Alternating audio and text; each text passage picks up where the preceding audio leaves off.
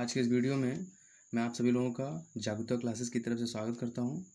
आज का हमारा टॉपिक होगा क्लास 10th की जो एनसीईआरटी की मैथमेटिक्स बुक है, टेक्स्ट बुक है, उसका जो पहला चैप्टर रियल नंबर्स, उसके एक्सरसाइज के सोल्यूशन को हम करेंगे। हर एक एक्सरसाइज को मैं सॉल्व करके आपको दिखाऊँगा। एक एक क्वेश्चन सॉल्व करेंगे हम लोग। So I will start from exercise 1.1। So ये चैप्टर बहुत इंपॉर्टेंट हो जाता है from examination point of view, और इस चैप्टर को समझने में जनरली बच्चों को थोड़ी सी दिक्कत भी आती है, इसलिए मैंने सोचा कि इस पर वीडियो बनाऊं। So thank you for watching my video and now I am going to start. So the first question of exercise 1.1 is use Euclid's division algorithm to find the HCF of the following numbers। हमें Euclid division algorithm का इस्तेमाल करके HCF निकालना है। You have to find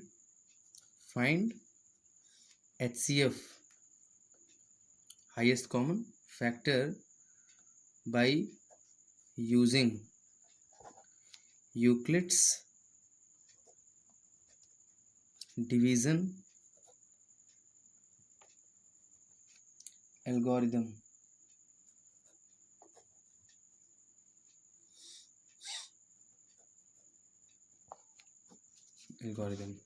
सो पहला नंबर हमें दिया हुआ है, फर्स्ट क्वेश्चन जो हमें निकालना है, that is 135 and we have 225 and we have to find out the HCF of these two numbers।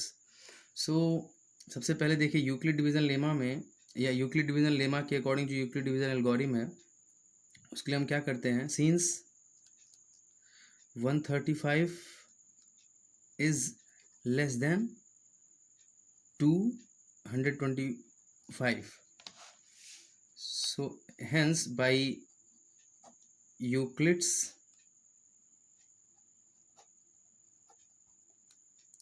division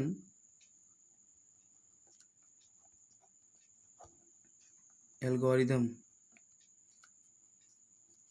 क्या होता है, if a is greater than b, then if a is greater than b, then a equal to क्या होता है, bq plus r, where 0 से बड़ा या बराबर होता है r, लेकिन हमेशा b से छोटा होता है। ये कंडीशन है आपके यूक्लिड डिवीजन एल्गोरिथम की।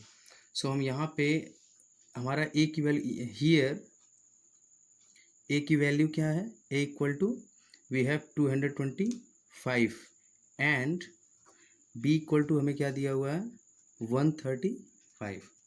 सो by using the same, hence हम क्या करेंगे, सबसे पहले हम ये करेंगे कि 225 को हम लिख क्या सकते हैं, 225 को हम क्या लिख सकते हैं, वी कैन राइट, अगर दुगना में कर दूं तो 135 को टूजा करेंगे तो कितना होगा, 270 हो जाएगा। दैट इज़ मोर देन 225, तो ज़्यादा तो होना नहीं चाहिए। तो हम क्या करेंगे, सबसे पहले हम 1 इंटू या 135 इंटू 1 करेंगे, और प्लस फिर 135 या 135 है, इसमें हम कितना ऐड करेंगे, 225 हो जाएगा 90। अगर आप 90 ऐड कर दें तो ये जोड़ने पे कितना आएगा, इतना ही आएगा। तो ये मैंने यूक्लिड डिवीज़न एल्गोरिथम के थ्रू किया। मैंने यहाँ पे साइड में अगर देखा जाए तो अगर हम डिवाइड करें 225 को 135 से तो 1 जा ही जाएगा, तो 135 घटाने पे कितना आ जाएगा, 0, यहाँ से कितना आ जाएगा 9, यानी 90 आ जाएगा। तो वही मैंने कर दिया। अब 225 इक्वल टू क्या हो जाएगा, ये इंटू ये प्लस ये जो होता है formula, dividend equal to divisor into quotient plus remainder, वही मैंने फॉर्मूला लगा दिया। अब जब तक रिमाइंडर 0 ना हो जाए तब तक HCF नहीं माना जा सकता। डिवीज़र को हम तभी HCF मान सकते हैं जब क्या हो, हमारा रिमाइंडर 0 हो जाए। चलिए ठीक है। अब यहाँ पे क्या है, since reminder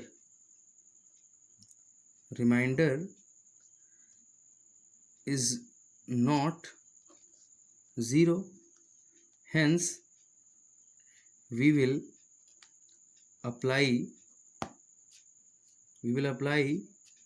Euclid division lemma on 135 190 जो हमारे पास बचा। तो अब क्या होगा, व्हाट विल हैपन कि अब फिर से क्या है, सिंस 135 इज ग्रेटर देन 90, इसका मतलब फिर वही चीज़ होगा, इसलिए 135 को हम लिखने की कोशिश करेंगे। अब 135 टूजा भी नहीं कर सकते हम, अब 135 टूजा कर नहीं सकते तो 90 इंटू 1 करना पड़ेगा। तो उसके बाद इसमें कितना जोड़ेंगे हम लोग, तो इसमें हम जोड़ेंगे 45 जोड़ देंगे तो क्या होगा, ये इतना ही बराबर हो जाएगा। तो ये यूक्लिड डिवीजन लेमा के थ्रू हो गया बी क्यू प्लस आर के फॉर्म में। तो आर यहाँ पे क्या, रिमाइंडर 45 है, तो अभी भी जीरो नहीं, इसका मतलब अभी भी हमें एस नहीं मिला। हेंस वी सेल, ऐसे नहीं, रुक जाइए, now we can see that reminder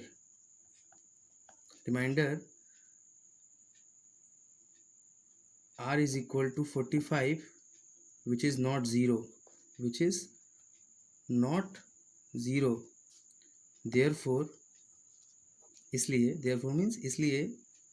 we shall apply, मतलब लगाना, यूज़ करना, इसलिए apply Euclid division lemma again over, यहाँ पे क्या बचा, 90 बचा, और जैसे पिछली बार इससे डिवाइड किए थे तो 135 और 90 बचा था, अब यहाँ पे 90 और 45 बचा है, over 90 and 45। Hence 90 is greater than क्या है, 45 है, therefore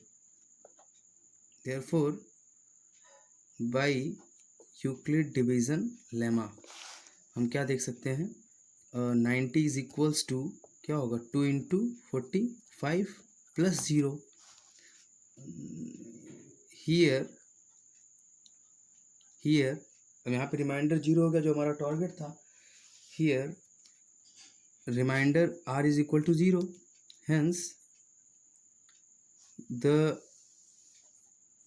HCF of 135 and 225 will be, यही 45 हो जाएगा, 45 जो हमारा डिवीज़र लास्ट में बचता है वही क्या हो जाएगा, 45, जिसके लिए रिमाइंडर 0 हो जाता है। यहाँ पे आके रिमाइंडर 0 हो गया, इसका मतलब जो हमने दो नंबर्स ली थी क्वेश्चन में, जो हमें दिया था 135 and 225, the HCF of both numbers will be 45। और HCF का मतलब क्या होता है, HCF मतलब जो दोनों में हो। अब जैसे कैसे, अब मैं अगर यहाँ पे आपको फिर से, यहाँ पे हमारा आंसर तो वैसे आ गया लेकिन मैं आपको एक्स्ट्रा समझा रहा हूँ। अब जैसे 135 है, 135 को हम लिख सकते हैं 3 इंटू 45, और 225 को अगर हमें लिखना है तो आई थिंक 45 को हम कितनी बार, 45 5 जा कितना होता है, 225। तो अगर देखा जाए इनका HCF निकालना हमें, HCF मतलब जो दोनों में कॉमन हो, तो दोनों में क्या कॉमन है, 45 ही तो कॉमन है। तो वास्तव में किसी दो नंबर्स का HCF यही होता है कि वो दोनों में होता है। दोनों नंबर्स को अगर हम फैक्टराइज करें, उसको प्राइम फैक्टराइजेशन में तोड़ें, तो वो सबसे ज़्यादा कॉमन नंबर जो होगा दोनों के बीच में वही क्या होगा, HCF होगा। सो ये पहला क्वेश्चन था। आपने देखा मैंने एक्सरसाइज 1.1 का पहले क्वेश्चन का पहला आपको बताया, तो इसका दूसरा और तीसरा जो है इसी तरह से आप कर सकते हैं। इसमें से जैसे पहला वाला, दूसरा वाला है 196 एंड 38,222, इसका भी आप निकाल सकते हैं इसी तरह का मेथड फॉलो करके। आई होप आप इसको सॉल्व कर सकते हैं। तो मैं क्वेश्चन नंबर दूसरे पे चलूँगा। क्वेश्चन नंबर 2 इसमें कह रहा है, so that any positive odd integer, तो देखिए पॉजिटिव है, ऑड इंटीजर है, एक एक कीवर्ड जो क्वेश्चन पढ़ते समय आपको पकड़ना चाहिए, पॉजिटिव ऑड इंटीजर, ये कीवर्ड पहला मिला है क्वेश्चन से हमें। उसके बाद is of the form 6Q, जो उसका फॉर्म होता है इसका वो 6Q + 1 हो सकता है। So in the second question we have a positive odd integer of the form, एक पॉजिटिव और कोई भी पॉजिटिव और इंटीजर है तो उसको हम जिस फॉर्म में शो कर सकते हैं वो फॉर्म क्या हो सकता है, 6q+1, देन 6q+1 और 6q+3 और 6q+5, ये हो सकता है, where q is an integer। हमें क्वेश्चन में ये दिया है, कह रहा है कि कोई भी पॉजिटिव ऑड इंटीजर है, मतलब पॉजिटिव भी होना चाहिए, इंटीजर भी होना चाहिए, लेकिन वो ऑड होना चाहिए। ऑड मतलब जो 2 से ना कटे, which is not divisible by 2। सो वो हमेशा इस फॉर्म में कोई भी पॉजिटिव ऑड इंटीजर है, तो अगर q कोई इंटीजर है, अगर q क्या है, कोई इंटीजर आपको ये दिया गया है, तो वो पॉजिटिव ऑड इंटीजर या तो 6q+1 के फॉर्म में होगी, या 6q+3 के फॉर्म में होगी, या फिर 6q+5 के फॉर्म में होगी। तो हम इसको सॉल्व करेंगे, हेंस सल्यूशन हमें यही शो करना है। So by Euclid's division algorithm अगर हम देखें, सो ए इक्वल टू क्या होता है, BQ प्लस R होता है, वेयर R क्या होता है, 0 से बड़ा या बराबर, लेकिन हमेशा B से छोटा होता है। तो चूँकि अगर आप देखें यहाँ पे, तो ये है ना, ये A इक्वल टू ही वैल्यू है, वो पॉजिटिव इंटीजर अब हम मान लेते हैं। यहाँ पे मैंने इसको लिख दिया, वेयर देखिए सपोज़ मान लीजिए यही क्या है, ये वो पॉजिटिव ऑड इंटीजर है जिसको हम इस फॉर्म में लिख रहे हैं, क्योंकि ये जो आपको दिख रहा है 6q, तो 6 क्या है, B की वैल्यू है, q तो आपको सामने दिख रहा है इंटीजर, और R की वैल्यू यहाँ पे 1 है, यहाँ पे 3 है, यहाँ पे 5 है, तो ये है। सो अब हमारे पास suppose A be the positive odd integer, hence on putting, अब हम क्या करेंगे, b की जगह 6 पुट कर देंगे, on putting b equal to 6, hence हमें क्या मिल जाएगा, a इक्वल टू मिल जाएगा, b की जगह रख दीजिए 6q+r, ये हमें मिल गया, 6q+r मिल गया। अब जब b इक्वल टू हमने 6 रख दिया है, अब क्या हो जाएगा, तो 0 से बड़ा होगा r, बराबर होगा, लेकिन b बराबर 6 हो गया, तो 6 से क्या होगा, छोटा होगा, तो r की हेंस r इक्वल टू कितना हो सकता है, r इक्वल टू जो वैल्यू हो सकती है 0 हो सकती है, क्योंकि 0 के बराबर है। उसके बाद r की वैल्यू, क्योंकि r एक इंटीजर ही होगा, तो फिर 1 हो सकता है, 2 हो सकता है, 3, 4, 5 हो सकता है, लेकिन 6 नहीं हो सकता, क्योंकि हमेशा 6 से छोटा रहेगा। तो इतनी पॉसिबल वैल्यूज़ हैं जो r की हम यहाँ पे रख सकते हैं। तो हम एक एक पे रख के ट्राई करेंगे और देखेंगे कि हमारा फॉर्म जो इसमें क्वेश्चन में दिया है 6q+1, 6q+3 और 6q+5 ये होता है कि नहीं होता। ये दिमाग में रखना है कि हमेशा ऑड होना चाहिए। तो आप देखेंगे therefore I will put p equal to r equal to 0। So अगर हम r इक्वल टू 0 रख दें तो क्या होगा, हेंस हमें मिल जाएगा a इक्वल टू 6q+0, तो हमें मिल जाएगा a इक्वल टू 6q। तो हम इसको क्या लिख सकते हैं, इसको हम लिख सकते हैं 2 × 3q, लिख सकते हैं 2 × 3q। तो a इक्वल टू क्या हो गया, ये हो गया। तो क्या है यहाँ पे, अब जो चूँकि इसमें 2 का गुणा है तो ये 2 से कट जाएगा, तो ये ऑड नहीं है, ये क्या है, ये इवन है। क्या है, इवन है, ये इवन पॉजिटिव इंटीजर है।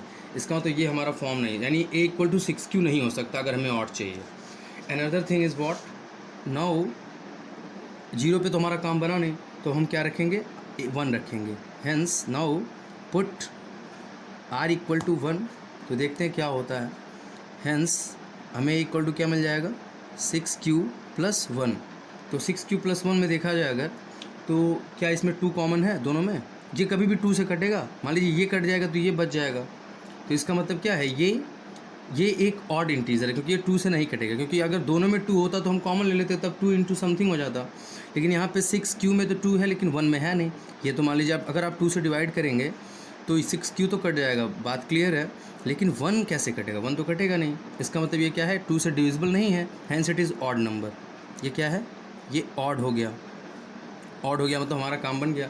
तो हमारे क्वेश्चन में भी यही कह रहा है कि अगर कोई पॉजिटिव ऑड इंटीजर है और अगर 6 + 1 के फॉर्म में हो सकता है, देखिए हमारा पहला मिल गया हमें 6 + 1 के फॉर्म में। देखिए यहाँ पे दिख रहा है सीधे 6 + 1, ये काम हो गया। अब एक काम करिए, similarly we shall put r = 2 भी हमारे पास है, उसको भी रख के देख लीजिए। So r = now put r = 2, hence a = क्या हो जाएगा 6q और +2 रख देंगे r की जगह पे। लेकिन यहाँ पे वो लीला नहीं होगी जो पहले हो गई, इसलिए a = हो जाएगा 6। अब यहाँ पे दोनों में कॉमन है, 2 कॉमन ले लीजिए। 2 कॉमन लेंगे तो यहाँ पे क्या बचेगा 3q और प्लस यहाँ पे 1 बचेगा। तो आप देख सकते हैं यहाँ पे 6q + 2 क्या हो गया, इसको 2 इंटू हमने समथिंग कर दिया, 3q + 1 जो कि एक इंटीजर ही होगा। तो यहाँ पे 2 का मल्टीप्लिकेशन हो गया ना, इसका मतलब ये क्या है, ये इवन नंबर है। इसका मतलब ये क्या है, ये इवन है। तो हमें चाहिए क्या, ऑड। इसका मतलब ये फॉर्म नहीं हो सकता। मतलब अगर हमें पॉजिटिव ऑड इंटीजर चाहिए तो 6q + 2 हमारा उसका फॉर्म नहीं होगा। 6q + 2 हमेशा एक इवन नंबर होगा, लेकिन हमें ऑड चाहिए। So similarly now put r = 3 रख दीजिए। अगर 3 रखेंगे तो क्या होगा, हैंस a = में मिल जाएगा 6q, r की जगह 3 रख दीजिए। तो हमें 6q + 3 मिल गया, ये भी क्या होगा, ऑड ही होगा, क्योंकि इसमें 2 दोनों में कॉमन है नहीं। 3 कॉमन लेंगे दोनों में तो इंटीजर वो इवन नहीं होगा, ऑड होगा। तो ये हो गया, तो ये भी हमारा फॉर्म होगा। उसके बाद 4 रखेंगे तब भी वही प्रॉब्लम होगी। जब हम r = 4 रखेंगे देन हमें = मिलेगा 6q + 4। तो ये क्या है, इसमें 2 कॉमन ले लेंगे तो ये हो जाएगा 3q + 2। तो 2 इंटू समथिंग है, ये भी क्या है, इवन है, तो ये भी हमारे काम का नहीं है। सिमिलरली r = जब हम 5 रखेंगे then we will get a = 6q + 5। तो यहाँ पे हमारा ये ऑड मिल गया हमें। तो हम उसके बाद अगर हम 6 रखेंगे r = then we will get a = 6q + 6। तो हम 6 यहाँ पे 6 रखने की नौबत ही नहीं आएगी, क्योंकि हम 6 रख ही नहीं सकते हैं, क्योंकि हमेशा r की वैल्यू कहाँ तक होनी चाहिए, r की वैल्यू 0 से लेके 5 तक होनी चाहिए। हमने 5 तक रखा तो हमें देखिए 0 पे हमें 0 पे 3 2 0 पे 2 पे 4 पे हमें इवन इंटीजर मिला, क्योंकि वो 2 का मल्टीप्लिकेशन था। देखिए यहाँ पे 6q भी 2 इंटू समथिंग है, वहीं पे अगर हमने 1 रखा है तो हमें ऑड मिल गया है, तो ये हमारा पहला फॉर्म हो गया। उसके बाद हमने 2 रखा तो हमें इवन मिल गया। देखिए 2 इंटू 3q + 1, ये भी इवन है, ये भी हमारे काम का नहीं, क्योंकि क्वेश्चन में क्या बोल रहा है, क्वेश्चन में ऑड बोल रहा है। तो हमने 3 रखा, 3 पे हमारा काम बन गया, देखिए ऑड आ गया। ऐसे 4 पे क्या हुआ, उस पर भी हमारा इवन आ गया, तो ये भी हमारे हमारे काम का नहीं है क्वेश्चन के अकॉर्डिंग। और यहाँ पे क्या है, यहाँ पे 5 रखने पे हमें ऑड मिल गया। तो हमें 3 नंबर्स ऐसे मिले जो ऑड हैं, तो वही 3 नंबर्स क्या हैं, 6q + 1 है, 6q + 3 है और 6q + 5 है। और जो 6q + 2 और 6q + 4 जो था वो इवन है। तो क्वेश्चन में ये कह रहा था कि अगर q कोई पॉजिटिव इंटीजर है या q कोई इंटीजर है, तो कोई पॉजिटिव ऑड इंटीजर हमेशा 6q + 1, 6q + 3, 6q + 5 के रूप में होता है, जो हमने यहाँ पे देख लिया। हमने देखा 6q + 1 भी ऑड है, 6q + 3 भी ऑड है और 6q + 5 भी ऑड है। और बाकी जो थे 6q + 2 और 6q + 4 वो सब इवन है। हाँ, अगर इस क्वेश्चन में ये कहता कि अगर q कोई इंटीजर है और आपको कोई पॉजिटिव इवन इंटीजर हमेशा किस फॉर्म में होगी, 6q + 2, 6q + 4, लेकिन हमारे क्वेश्चन में तो ऑड पूछ रहे हैं, इसलिए हम ऑड पे ध्यान देंगे। इसलिए हेंस वी हैव सीन, हमने देखा है that the positive odd integer is of the form 6q + 1, 6q और लगाएंगे 6q + 3 और 6q + 5 होता है। अब इसका एक और मतलब क्या है, मैं आपको इसका एक और प्रैक्टिकली एग्जांपल दे रहा हूँ ताकि आपको और अच्छे से समझ में आए। दैट इज़, कहने का क्या मतलब है, देखिए 6 जो है यहाँ पे क्या है, 6 डिवीज़र का काम करे। डिवीज़र मतलब डिवाइड करना। तो जैसे मान लीजिए कोई पॉजिटिव ऑड इंटीजर लीजिए जो 6 से बड़ा हो, तो क्या हो सकता है, जैसे मान लीजिए हम ले लेते हैं 7 ले लीजिए, चलिए 7 लेते हैं। 7 क्या है, एक पॉजिटिव ऑड इंटीजर है। 7 क्या है, पॉजिटिव है और ऑड इंटीजर है, ऑड इंटीजर है। अब इसको हम 6 से अगर डिवाइड करें, 7 डिवाइड बाई 6, तो 6 1 जा 6 होगा, बचा कितना 1। तो यहाँ पे ध्यान दीजिए 7 को हम क्या ले सकते हैं, 6 इंटू 1 और प्लस 1। तो 6 क्यू, देखिए क्यू की जगह 1 है, ये 6 तो है ही, यहाँ पे आर की जगह 1 आ गया, तो 6 क्यू प्लस 1 के फॉर्म में नहीं हुआ। तो यहाँ पे कहने का ये मतलब, इस क्वेश्चन को दूसरे में अगर समझा जाए तो ये कह रहा है कि कोई भी पॉजिटिव ऑड नंबर है और इंटीजर है, तो अगर उसको 6 से डिवाइड किया जाए तो हमेशा रिमाइंडर क्या होगा, 135 होगा। 135 रिमाइंडर हमेशा, हर केस में, चाहे कोई भी पॉजिटिव ऑड इंटीजर लीजिए आप, अगर आप उसको 6 से डिवाइड करेंगे तो हमेशा रिमाइंडर 135 ही होगा। इस क्वेश्चन के कहने का यही मतलब है। सो अब हम अगले क्वेश्चन पे चलेंगे। नाउ वी से solve question number 3 of exercise 1.1। एक परेड, मतलब एक कंटिजेंट है, एक आर्मी की 617 नंबर्स में एक टुकड़ी है, एक आर्मी का ग्रुप है परेड करने के लिए, और दूसरा जो ग्रुप है वो उसमें 32 सैनिक हैं, मतलब आर्मी के सोल्जर्स हैं। तो उन्हें मार्च करना, उन्हें परेड करना है। और यहाँ पे 2 ग्रुप्स हैं। एक तो है पहला ग्रुप 1 जो है, ग्रुप 1 जो है उसमें 616 सोल्जर्स हैं, और ग्रुप 2 जो है उसमें 32 है। दोनों को मार्च करना है। जैसे मान लीजिए इसके पीछे, इसके जो 32 ग्रुप, जो 32 जिसमें जिस ग्रुप में 32 सोल्जर्स हैं, उनको 600, जो उनके पीछे 616 जो सोल्जर्स वाला ग्रुप है उसको मार्च करना, परेड करना है पीछे पीछे। तो कह रहा है कि दोनों में कॉलम सेम होना चाहिए, जितने कॉलम, जितनी लाइन बना के ये खड़े होंगे उतनी लाइन बना के ये खड़े होंगे।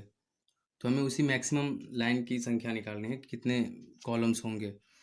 सो देखिए, मान लीजिए कि ये जो है हमें पता नहीं है, कि हम मान लेते हैं let the maximum number of columns be, मान लीजिए के, मान लीजिए कि मैक्सिमम नंबर ऑफ कॉलम क्या है, के है, in which both groups will march the parade, तो परेड को मार्च करेंगे। And let each column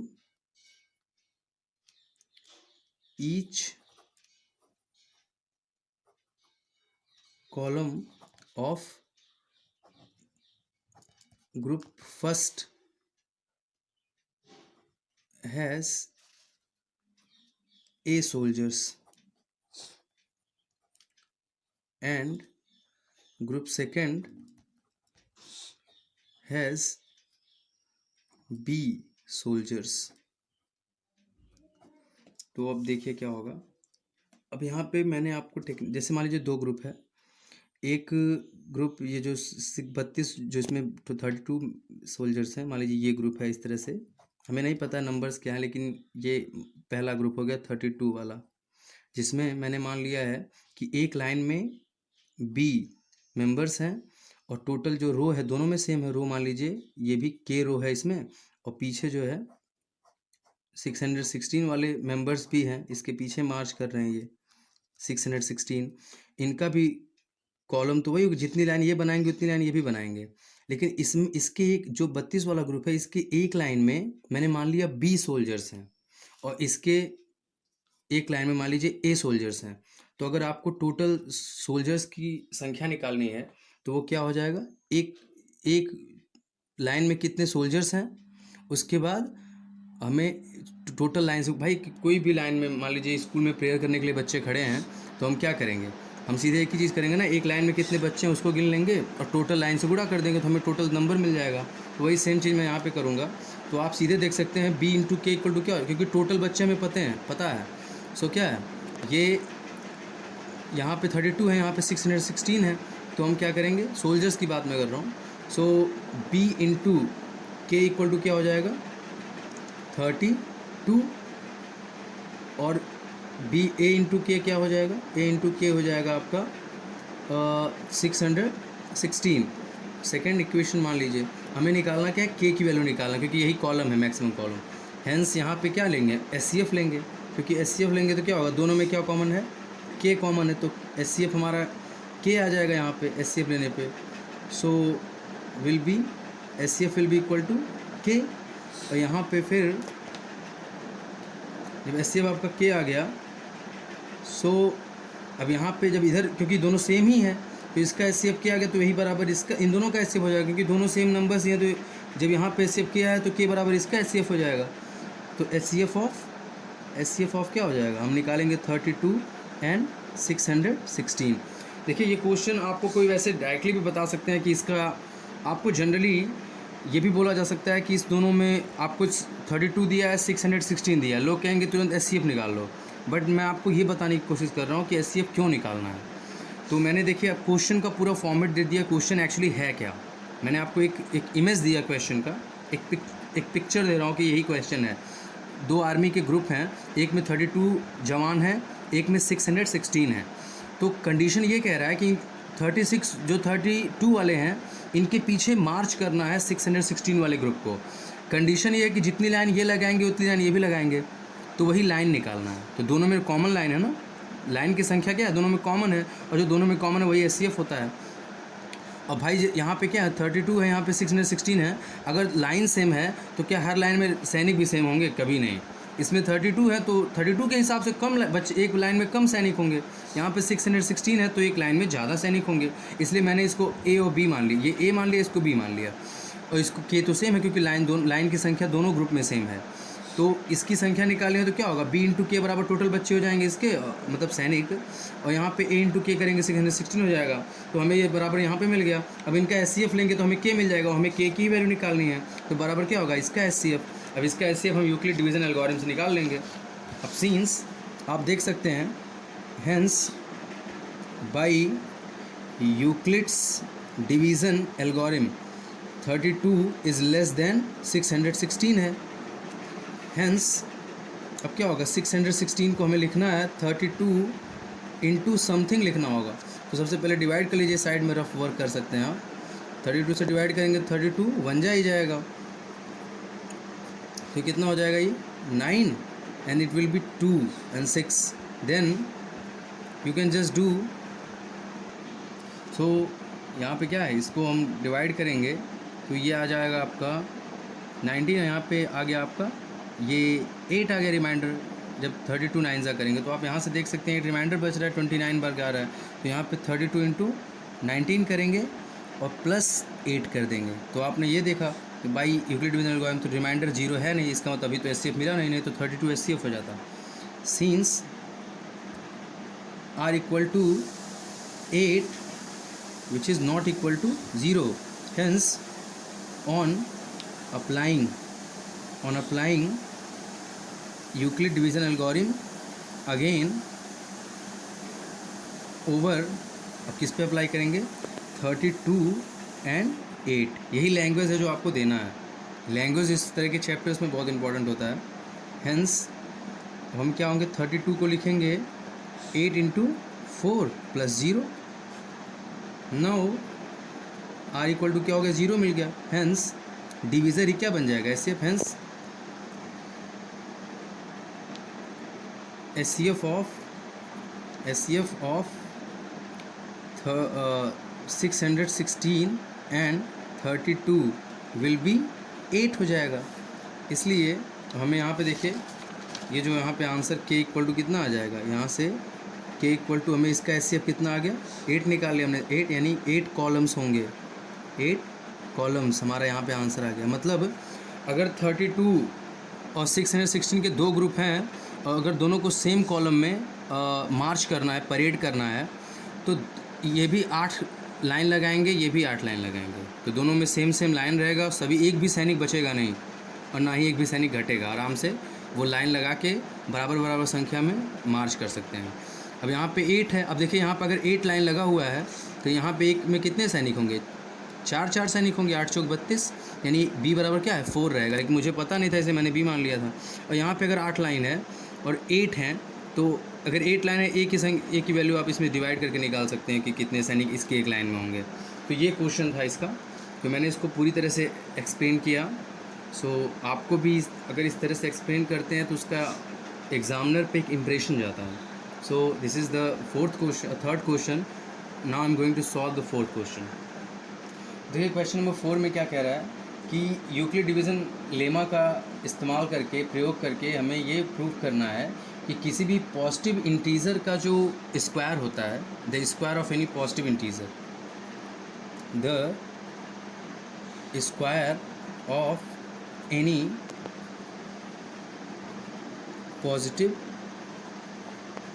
integer जो होता है वो हमेशा ऑफ द फॉर्म, उसका फॉर्म जो होता है, form of the form 3m और 3m + 1 होता है।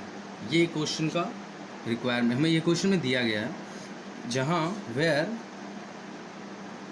m क्या है, एक इंटीजर है, m क्या है, इंटीजर है, ये क्वेश्चन है।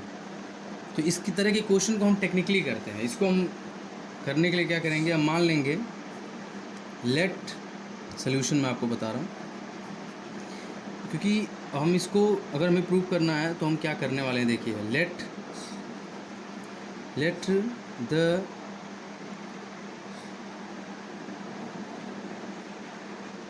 पॉजिटिव इंटीजर बी 3q और 3q + 1, ये मान सकते हैं आप, 3q + 1 मान लीजिए। अब एक काम करिए, हेंस ये मैंने मान लिया इस फॉर्म के नंबर हैं, अब इसका स्क्वायर करिए, क्योंकि स्क्वायर क्वेश्चन में कह रहा है कि मैंने मान लिया ये पॉजिटिव इंटीजर है, ठीक है, इस फॉर्म का है। अब इसका स्क्वायर करेंगे, अभी स्क्वायर करने के बाद मैं बताता हूँ मैंने इसको ऐसे क्यों माना है। Hence on squaring, so now अब मान लीजिए हम इसको ए के रूप में माने, ए इक्वल टू, ऐसे मानिए ए इक्वल टू ये और ए इक्वल टू ये है, तो ए ही वो पॉजिटिव इंटीजर है जिसको हमें स्क्वायर करना है। हेंस ए स्क्वायर जब करेंगे हम तो ए स्क्वायर क्या हो जाएगा, 3q का स्क्वायर हो जाएगा। अगर 3q के फॉर्म में नंबर है तो इसका गुणा स्क्वायर करेंगे तो 9q स्क्वायर आ जाएगा। तो 9q स्क्वायर, यहाँ पे ए स्क्वायर आ गया, ए स्क्वायर तो है ही, तो यहाँ पे अब 3 इंटू लिख सकते हैं 3q स्क्वायर लिख सकते हैं, कोई प्रॉब्लम नहीं है। सो यहाँ से हमें मिल जाएगा ए स्क्वायर इक्वल टू 3, और लेट ये मान लीजिए क्योंकि q स्क्वायर भी एक इंटीजर है तो 3 के साथ गुणा करेंगे तो भी इंटीजर ही आएगा, तो मान लीजिए m है, वेयर m इक्वल टू कितना है, 3q स्क्वायर। ये मैंने क्यों किया, क्योंकि हमारे क्वेश्चन में 3m के रूप में, इसलिए मैंने इसको 3m मान लिया। तो 3 इंटू m के फॉर्म में आ गया ना, कोई भी पॉजिटिव इंटीजर अगर है तो उसका स्क्वायर किस फॉर्म में होगा, 3m के रूप में होगा, जहाँ पे m हमने इसको मान लिया था। सिमिलरली अगर a इक्वल टू क्या है, 3q + 1 है, मान लीजिए इस फॉर्म में है, तो हम इसका स्क्वायर करेंगे, हेंस a स्क्वायर करिए तो हो जाएगा 3q + 1 का होल स्क्वायर। तो a + b का होल स्क्वायर का फॉर्मूला लगा दीजिए। तो पहले क्या होता है, a स्क्वायर मतलब 3q का होल स्क्वायर, फिर b स्क्वायर मतलब 1 का स्क्वायर, अब प्लस 2 इंटू 3q + 1 हो जाएगा 2ab। तो यहाँ पे आप देख सकते हैं ये 9q स्क्वायर आ गया, और यहाँ पे क्या आ जाएगा, 2 इंटू 3 6q आ जाएगा, और प्लस 1।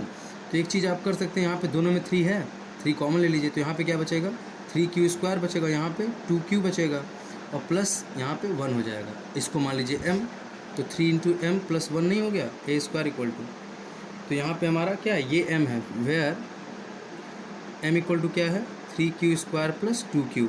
तो इस तरह से ये क्वेश्चन टेक्निकली किया जा सकता है। मैंने यहाँ पे क्यों 3q या 3q + 1 क्यों माना है, क्योंकि हमें पता था कि स्क्वायर करेंगे तो 9 होगा, और 9 में से 3 कॉमन लेके हम 3m + 1 के रूप में शो कर सकते हैं।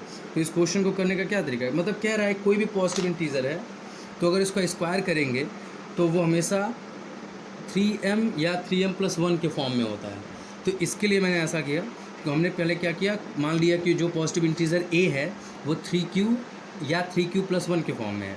उसके बाद स्क्वायर किया मैंने, यहाँ पे स्क्वायर किया, 3q का 9q² आ गया, तो 3 × 3q² लिख दिया। 3q² को मैंने m मान लिया, आपका 3m आ गया।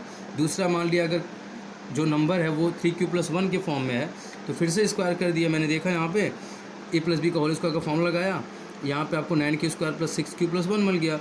3 इन दोनों में कॉमन ले लीजिए तो 3q² + 2q+1 हो जाएगा। इसको m मान लीजिए, 3q² + 2q को 3m+1 आ गया, हैंस प्रूफ।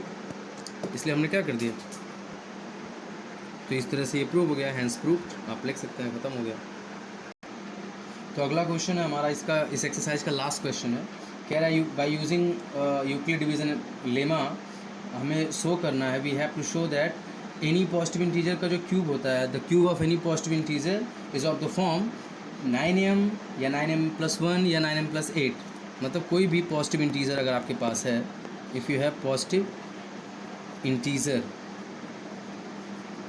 इंटीजर है तो उसका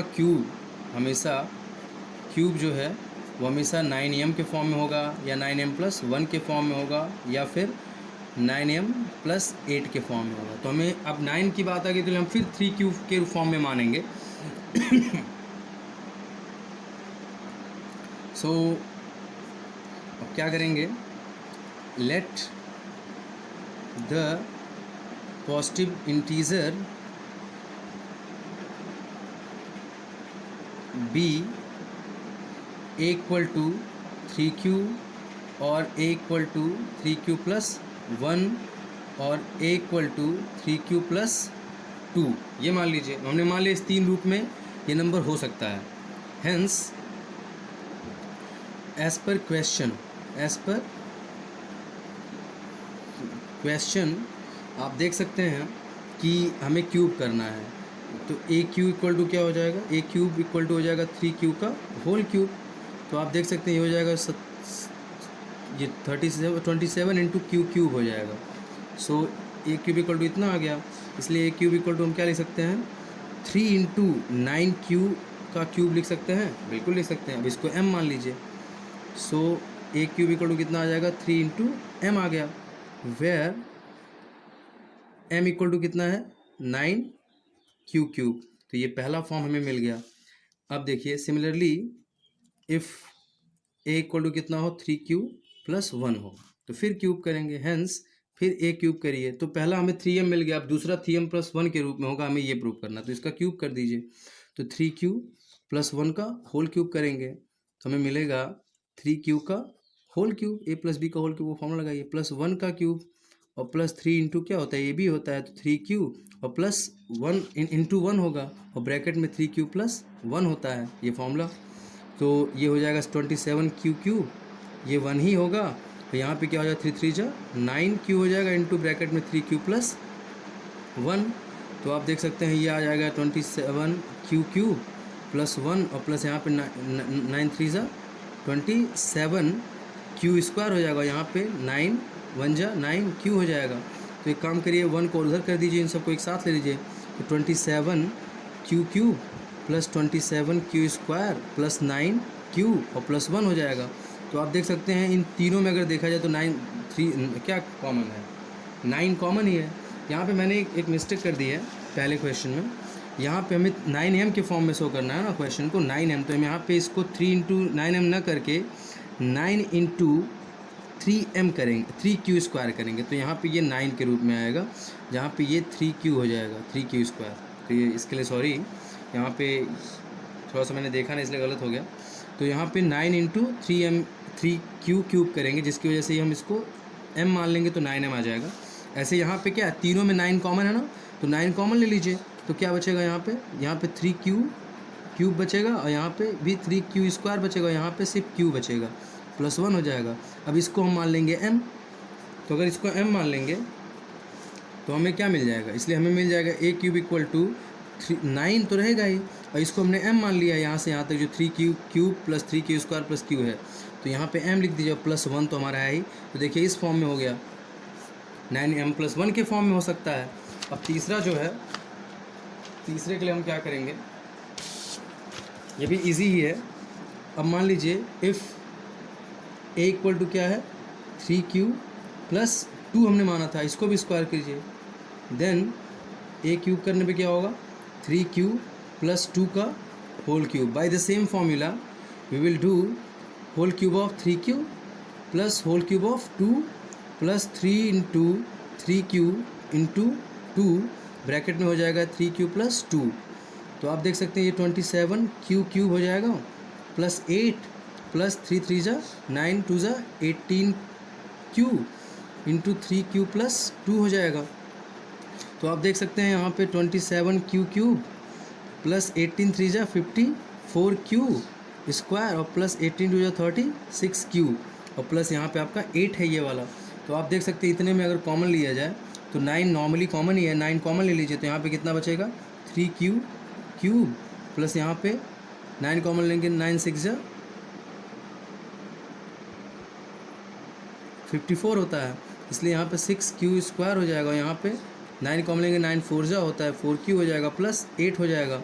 तो आप इसको m मान लीजिए फिर उसी तरह, तो 9 इंटू m प्लस 8 हो गया a क्यूब इक्वल टू। तो हमने यहाँ पे देखा कि अगर कोई भी पॉजिटिव इंटीजर है तो उसका क्यूब जो होता है क्या है, हमेशा 9m plus 8 9m plus 1 9m के फॉर्म में होता है जब हम। और इसमें लर्न करने की क्या चीज़ है कि आपको इस तरह का अगर है तो आपको नंबर उसी फॉर्म में मानना पड़ेगा ताकि 9 आए। अब मैं 4q प्लस 3 मान लेता तो 4 का स्क्वायर करने पे कभी 9 आएगा कभी नहीं आएगा, तो इसीलिए हमें ऐसा मानना पड़ेगा। तो इस तरह के क्वेश्चन को करने के लिए हम 3q प्लस 1 3q प्लस 2 के फॉर्म में मानेंगे। 3q प्लस 2 मैंने क्यों माना, क्योंकि मुझे पता था 2 का क्यूब 8 होता है, तो 8 हमारा काम बन जाएगा। तो ऐसे ही आप कर सकते हैं। सो ये एक्सरसाइज मैंने कंप्लीट कर दिया। अब अपनी अगली वीडियो में मैं आपको इसकी इस चैप्टर की अगली एक्सरसाइज 1.2 के क्वेश्चंस को बताऊंगा। वैसे कि देखिए एनसीईआरटी के क्वेश्चंस आपके लिए एनफ तो नहीं है, लेकिन आपको एनसीईआरटी एटलीस्ट आना ही चाहिए। लेकिन अगर आप और प्रैक्टिस करेंगे अलग तरह की किसी साइड बुक से या मान लीजिए आर.डी. शर्मा की बुक से या आर.एस. अग्रवाल से, तो आपके लिए और बेनिफिशियल होगा। सो आज के लिए इतना ही है। Thank you.